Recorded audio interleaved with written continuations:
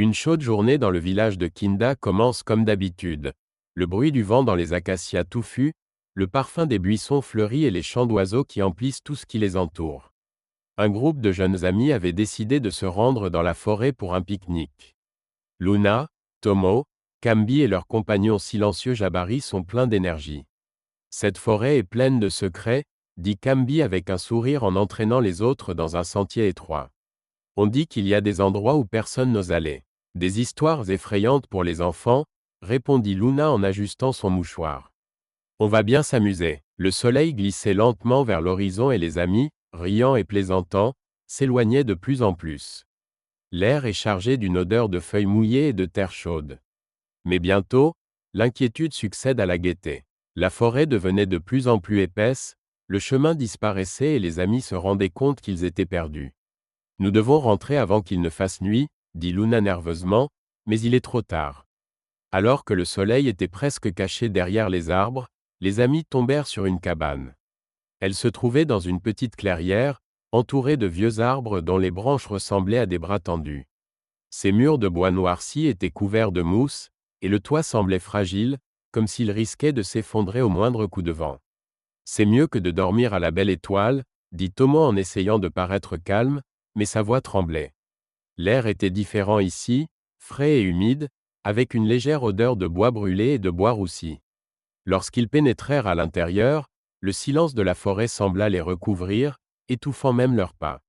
À l'intérieur, la cabane semblait vide. Une vieille table en bois, quelques chaises cassées et un lit au matelas sale dans un coin. Mais quelque chose dans cet endroit faisait battre leur cœur plus vite. C'est un peu inconfortable ici, chuchota Luna en regardant autour des murs. Nous resterons jusqu'au matin et nous trouverons notre chemin, dit fermement Kambi. Alors que la nuit tombait sur la forêt, les amis se rassemblèrent autour du feu qu'ils avaient fait dans la vieille cheminée. La chaude lueur du feu était un peu apaisante, mais chacun d'entre eux se sentait étrangement tendu. « Tu entends ça » demanda soudain Jabari, d'une voix calme mais pleine d'inquiétude. Tout le monde se figea. Il y avait un léger murmure à l'extérieur des murs de la hutte, comme le souffle du vent, mais trop rythmé pour être un simple bruit de la nature.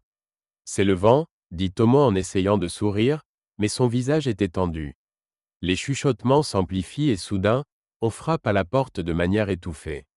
Les amis sursautent, leurs yeux s'écarquillent de peur. « Qui est là » cria Kambi, mais il n'y eut pas de réponse. Luna, tremblante, chuchote, « Il ne faut pas ouvrir. » Ils décidèrent de ne pas bouger. L'intérieur de la hutte était froid, comme si quelqu'un avait ouvert une fenêtre, alors qu'ils avaient vérifié que tout était fermé. La cheminée s'éteint, les laissant dans l'obscurité totale. Jabari s'approcha de la fenêtre pour voir ce qui se passait. Son visage devient soudain blême. « Il y a quelqu'un qui se tient là » murmure-t-il en reculant. Tout le monde se précipita à la fenêtre, mais il n'y avait que l'obscurité à l'extérieur. « Tu inventes tout ça » siffla Kambi, mais sa voix tremblait. Soudain, ils entendent une voix qui sort de l'obscurité. « Vous ne devez pas quitter la hutte avant l'aube. » Chaque heure durait comme une éternité. De temps en temps, il y avait des bruits de pas à l'extérieur, comme si quelqu'un tournait en rond autour de la hutte. Parfois, ils entendaient des rires, silencieux, inquiétants, comme si leur source était proche et lointaine à la fois. « Ce n'est qu'un rêve » murmura Luna en serrant ses genoux. « Nous nous réveillerons et tout ira bien. » Mais Jabari, qui était assis près de la porte, dit « Ce n'est pas un rêve. Si nous sortons, nous disparaîtrons. » Kambi n'en peut plus. Il est à bout de nerfs. « Ce n'est qu'une plaisanterie stupide » s'écrie-t-il en saisissant la lanterne. « Je vais sortir et prouver que tout cela est dans nos têtes. » « Ne fais pas ça, supplia Luna, mais il avait déjà ouvert la porte. L'air froid s'engouffra, emplissant la pièce d'une odeur de terre humide. Kambi franchit le seuil et disparut dans l'obscurité. « Kambi » ils crièrent, mais il n'y eut pas de réponse.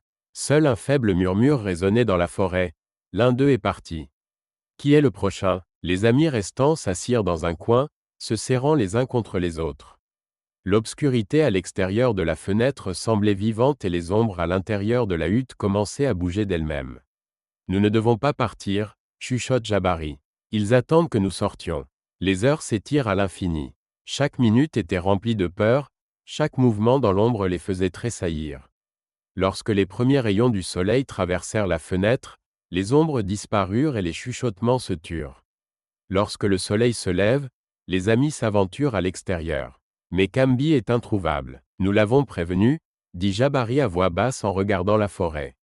Il ne reviendra pas. Les amis quittent la hutte, mais l'image et les bruits de cette nuit-là restent à jamais gravés dans leur mémoire.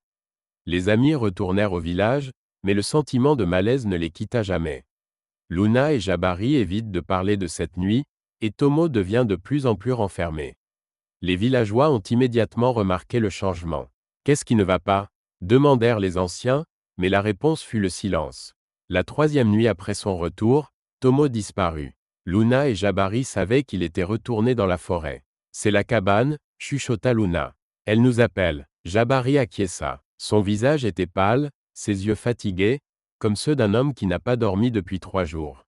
« Il faut en finir, » dit-il. À l'aube, ils rassemblèrent de la nourriture, des torches et des amulettes que la vieille Nabili, connue pour sa connaissance des esprits, leur avait données.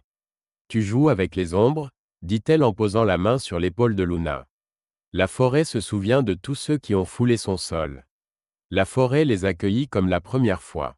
L'air frais et humide les enveloppait, et l'odeur de la terre humide se mêlait à celle des feuilles fraîches. Jabari marchait devant, tenant l'amulette accrochée à son cou. « Elle nous attend, » dit-il, la voix rauque.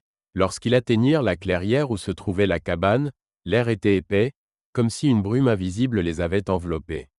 La cabane paraissait encore plus sombre. Ses murs recouverts de mousse semblaient fissurés, et une étrange lumière s'en échappait. « Cet endroit est vivant » chuchota Luna, les mains tremblantes. Lorsqu'ils pénétrèrent à l'intérieur, la cabane les accueillit avec un froid glacial. Les murs semblaient respirer, et de faibles chuchotements résonnaient dans tous les coins. « Tomo » appela Jabari. Il n'y eut aucune réponse. Soudain, des ombres commencèrent à apparaître dans la pièce. Elles glissèrent sur le sol et les murs, prenant la forme de personnes. Parmi eux, Luna vit Cambi. Ses yeux étaient vides et sa bouche bougeait, disant quelque chose d'inaudible. « Tu aurais dû rester » dit une voix. Jabari leva sa torche, éclairant les ombres. Sa main tremblait, mais il resta debout. « Nous sommes venus chercher nos amis » cria-t-il. La hutte trembla. La lumière de la torche commença à s'estomper et des ombres les entourèrent. « Personne ne part » siffla une voix, et les ombres se rapprochèrent. Luna se souvint des paroles de Nabili, « Les amulettes les maintiennent dans la peur, mais seule la foi vous permettra d'en sortir. » Elle serra l'amulette dans sa main et se mit à prier. Sa voix était faible, mais elle s'amplifiait à chaque mot. « Nous venons en paix » cria-t-elle. « Laissez-nous partir. » Les ombres se figèrent et commencèrent à s'estomper lentement. L'air de la hutte s'éclaircit et les chuchotements s'estompèrent. Jabari se précipita vers l'un des coins où gisait Tomo. Son corps était froid, mais il était vivant. « Ils ne t'ont pas pris » chuchota-t-il en le soulevant. Ils sortirent en courant de la hutte sans se retourner. Luna sentait son cœur se déchirer dans sa poitrine, mais à chaque pas, l'air devenait plus frais et la lumière plus vive. Lorsqu'ils sortirent de la forêt, le soleil se levait déjà. Tomo se réveilla, les yeux pleins de larmes. « Elle voulait me quitter » murmura-t-il. Luna et Jabari le serrèrent dans leurs bras, réalisant qu'ils avaient réussi à s'en sortir, mais la forêt et la cabane restèrent à jamais gravées dans leur mémoire. Les amis ne retournèrent plus jamais dans cette forêt. Ils racontèrent leur histoire aux anciens du village et la cabane fut déclarée maudite. Personne n'osa plus jamais s'y rendre, mais parfois, la nuit, les gens entendaient des chuchotements provenant des profondeurs de la forêt. On disait que ceux qui osaient y retourner ne retrouveraient jamais leur chemin. Pensez-vous qu'il aurait pu en être autrement ? Laissez-nous votre avis dans les commentaires et abonnez-vous à notre chaîne pour entendre d'autres histoires à vous couper le souffle.